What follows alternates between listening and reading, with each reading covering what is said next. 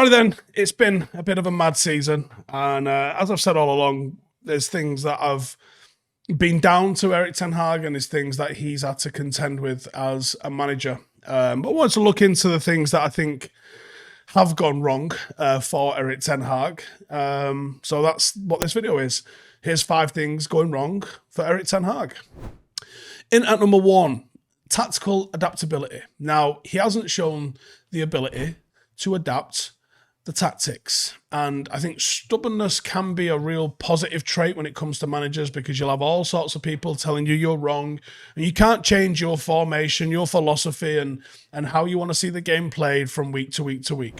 One of the things about being a manager is you have to go, no, this is how I see football being played, and we will play it like that, and then work towards doing that. And you can see it that adapt and evolve over time. It doesn't have to stay as fluid, it doesn't have to stay as rigid, as this is what I believed in 1986 and this is what I believe in 2013. You will see things go, but you want to sort of keep the traits relatively simple. Now, when things aren't working though, and they haven't been working for a long time, you have to be able to adapt. With Erik ten Hag, there seems like there's a do-or-die attitude with his philosophies, and United's performances and results are killing us at the moment.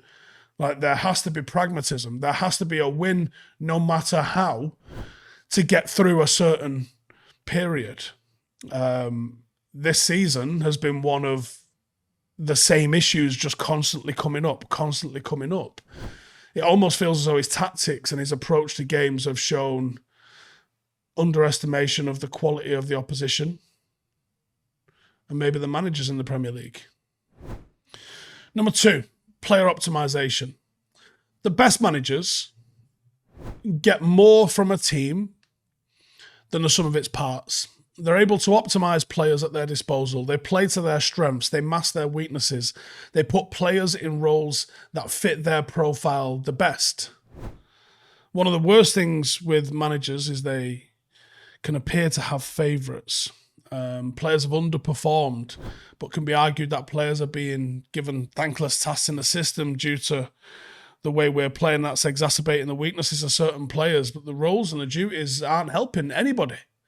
It feels as if he needs so much to go well for the system to work, and in the Premier League, the margins are a bit too fine.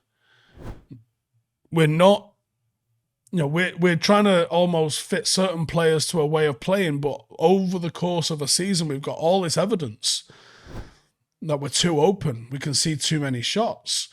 We don't have a sustained way of creating chances. And I don't think we're getting the best out of almost any player. Number 3, this can go a number of ways. The training methods. Now, there's been a record-breaking a number of injuries. But the players that have been getting injured have been players that have been getting injured under a ton of different managers. Anthony Martial has been getting injured under every single manager at the club since he joined. Luke Shaw has been getting injured under every single manager. He's missed half of his the pair of them have missed more than half of their Manchester United career. And would it be fair to blame Sir Alex Ferguson for the injury proneness of, say, Louis Saha or Phil Jones? There seems to be that there's a robustness and a rigour to the training that might have contributed to some of the injuries. Okay. But we're also trying to see a discipline and a way of playing an intense game that maybe requires that we do that. I want to know the answers. I don't have the answers. I want to know, are we pushing injury-prone players to the point where they get injured, or are we pushing regular, average, sort of resilient players beyond what they're capable of doing? And then what's the fix for that? Is it to not sign injury-prone players? Is it to select and sign and scout players that are more resilient? Because it isn't across the board. Bruno Fernandes will play every game that is on the fixture list. Doesn't need a rest. Doesn't have to be rested. And there's a couple of others that are equally resilient in the squad. But it does seem that we've got a particularly injury-prone bunch. So is it the players or is it the system? Either way, we cannot have another season where we have the same sort of injuries, because The distances United are having to cover in games is because of the lack of compactness isn't helping.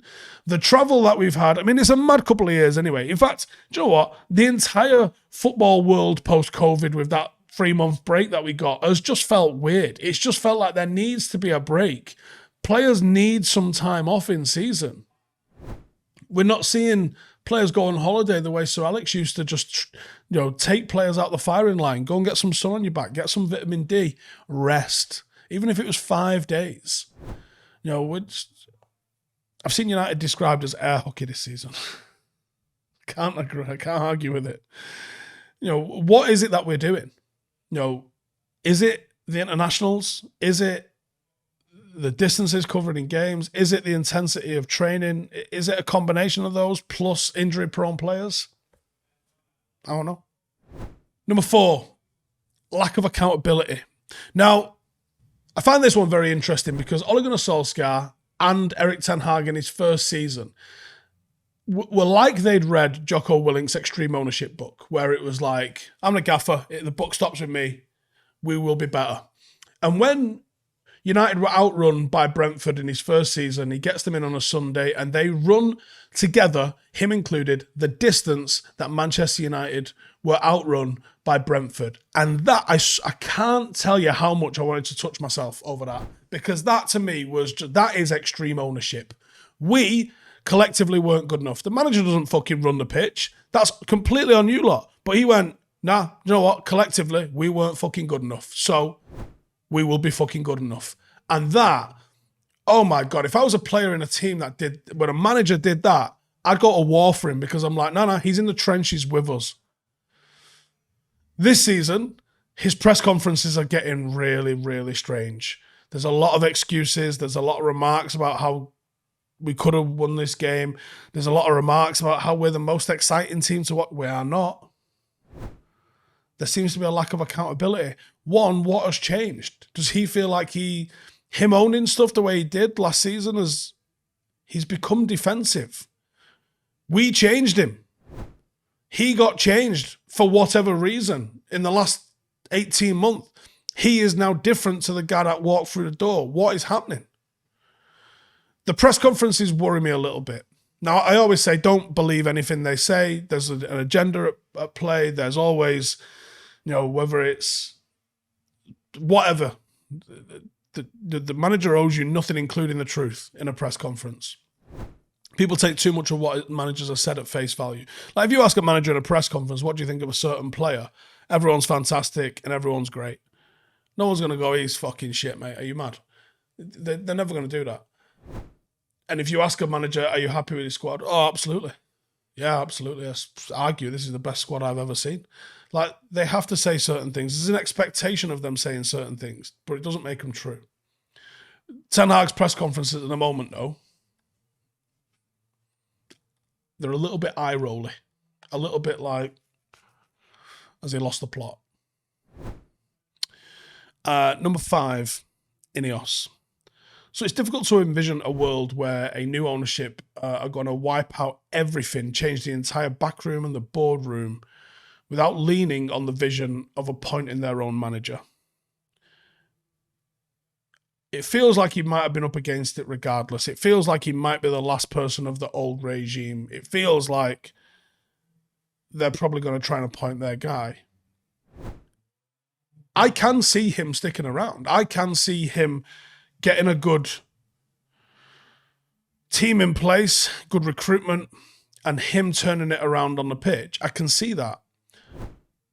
But I think someone else being given the opportunity is a bigger probability. We don't know what the preconceptions of Erik ten Hag were from the likes of Wilcox, Barada, Ashworth when they were working at other clubs. I don't know if they're able to be objective because they've not been involved in anything at the club at the moment. I don't know if they, have already decided that, Tommy Tickles or De Zerbi or somebody like that needs to come in instead. I don't know any of that. When I look at it from the outside and I see the noises that are being made, I flip from, I think they're going to keep him, to they're definitely not going to keep him. And, the only way of us knowing what's going to happen is when it happens. They're obviously keeping their cards close to the chest on this one, but when you see things like Ajax have made Ten Hag their number one, you're like, doesn't he have a job? Do you know something we don't? Does he know something we don't? But there's the things that I think are going wrong for Erik ten Hag. Please let me know your thoughts on that in the comments. I'll see you in the next one. Laters. Hey, thank you for watching the video. If you are new around these parts, then don't forget to subscribe. My channel is proudly supported by my community on Patreon. If you'd like to get a little bit of extra content, a Discord group, meetups, five-a-side games, weekly podcasts, behind the scenes, and even an occasional bit of transfer news as and when I get it, then for the price of a pint, you can show your appreciation for the content that we make and get some goodies for doing so as well. Check the link in the description or click the button right here. You'll also find all of my socials here too if you want to follow me on any of those platforms. Nice one.